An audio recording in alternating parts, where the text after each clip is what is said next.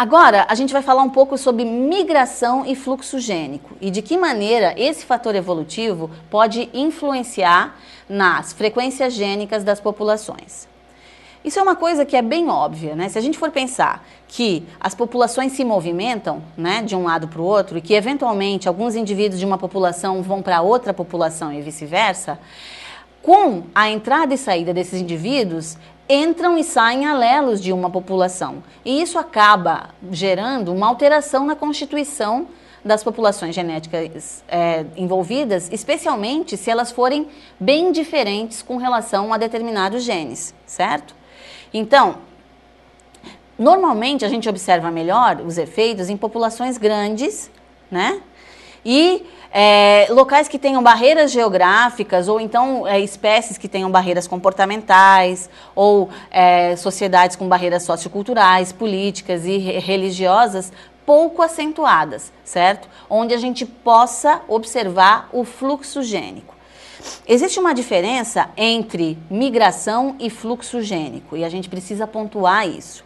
A migração é simplesmente um movimento de indivíduos de uma população para outra. Mas o fluxo gênico se caracteriza pelo intercruzamento desses indivíduos, ou seja, quando eles chegam a um novo lugar e eles conseguem se cruzar, certo?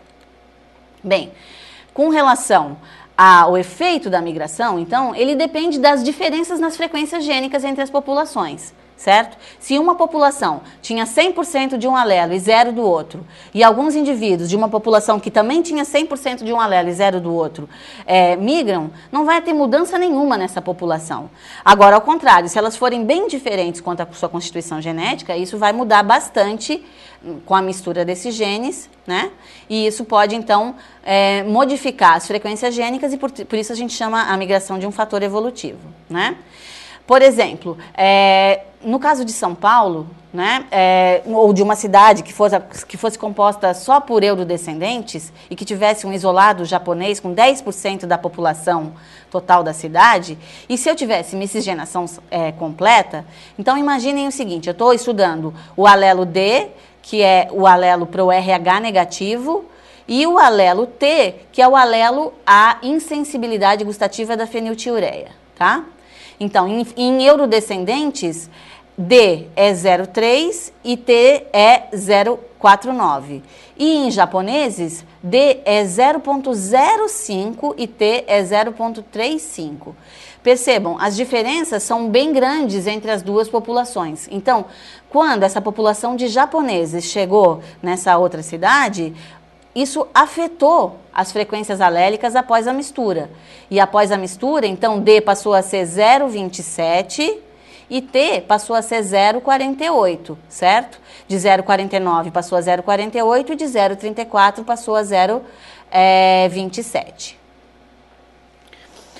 Agora a gente vai falar um pouco sobre deriva genética, que é um termo extremamente usado quando a gente estuda evolução, mas pouco compreendido.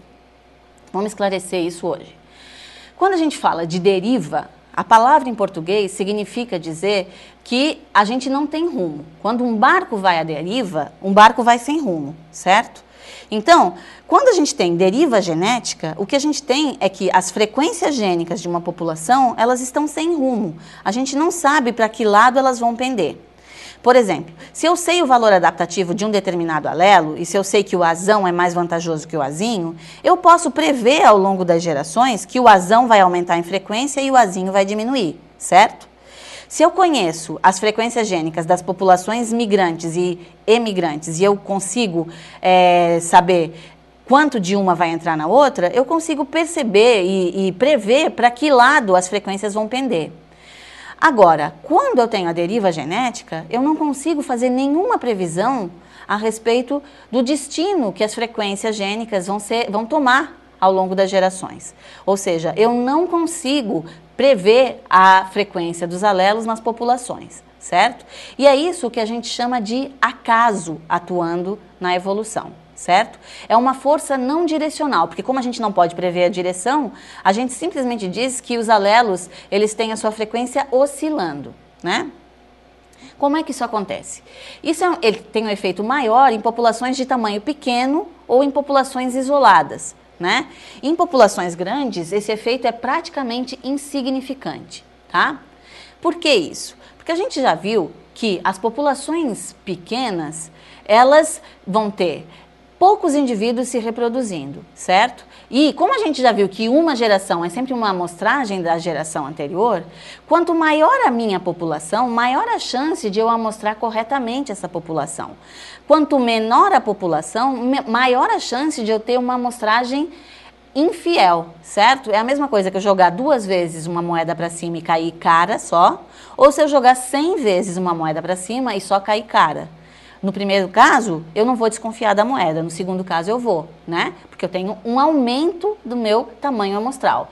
Então, em populações maiores, a amostragem é maior e dessa maneira, então os erros de amostragem vão ser menor e eu vou esperar ter uma maior fidelidade de frequências de alelos de uma geração para outra. Mas em populações pequenas, eu posso ter um grande erro amostral e simplesmente fazer com que um determinado alelo que antes ele era relativamente frequente, agora seja fixado numa população, certo? Por exemplo, uma população que antes tinha 10 indivíduos, 9 normais e um indivíduo mutante. Se agora só um indivíduo mutante se reproduz, na próxima geração eu vou ter todos mutantes, né? E isso não é uma coisa impossível de acontecer, é um fator casual, certo? Por exemplo, na ilha de Lençóis, no Maranhão, né, a gente tem uma alta frequência de albinos.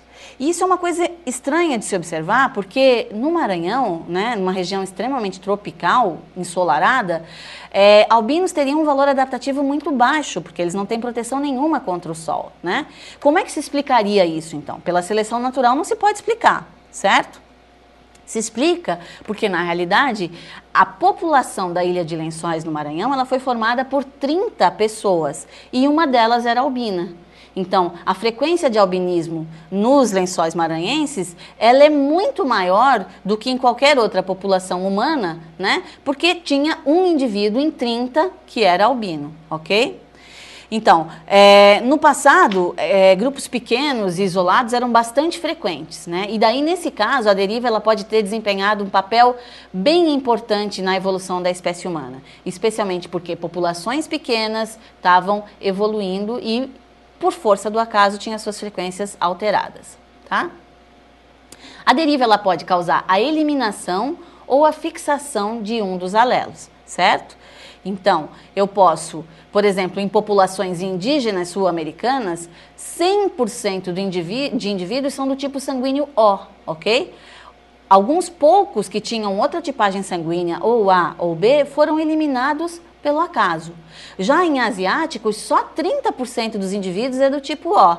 Então, percebam que populações distintas, né, com histórias distintas, têm frequências alélicas distintas. Tá?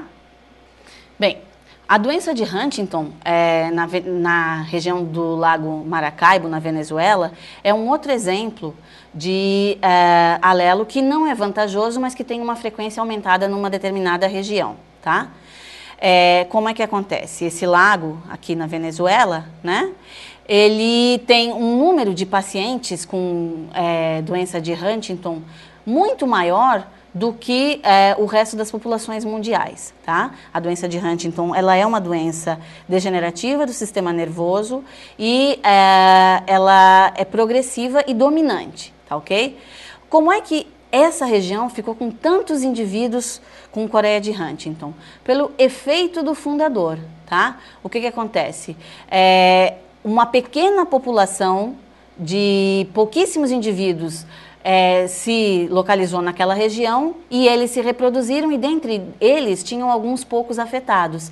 Agora, a frequência é de 100 afetados a cada 1000 indivíduos, que é uma frequência extremamente alta se comparada com o resto do mundo, certo? Uma outra coisa importante da gente entender dentro da deriva é entender o efeito de gargalo de garrafa, tá? Ou o bottleneck effect. Tá? O efeito de gargalo de garrafa, ele ocorre quando existe uma diminuição drástica da população, certo? E um novo polimorfismo é restabelecido. O que é esse polimorfismo? Uma nova combinação de alelos acontece. Então imaginem vocês o seguinte, eu tinha aqui uma população que tinha um monte de alelos distintos, ok? E agora aconteceu alguma coisa drástica que reduziu a população a pouquíssimos indivíduos. E agora a variabilidade genética dessa população está bem menor do que a da população que deu origem a esses indivíduos, certo? E esses vão ser os fundadores da nova população. Então, o que vai acontecer? Eu tive um gargalo de garrafa e por isso houve uma diminuição na variabilidade genética dessa população. Isso é uma situação extremamente comum em populações de zoológicos, né? E com uma diminuição da variabilidade genética, qualquer mudança ambiental, a seleção elimina todos os indivíduos, porque não existe variabilidade, certo? Bem, o que leva a tudo isso? Leva a mudança, certo? Então, mutação, seleção, deriva e migração levam à mudança fenotípica, à mudança genotípica dos indivíduos dentro de uma população ao longo das populações através do tempo. O que é tudo isso?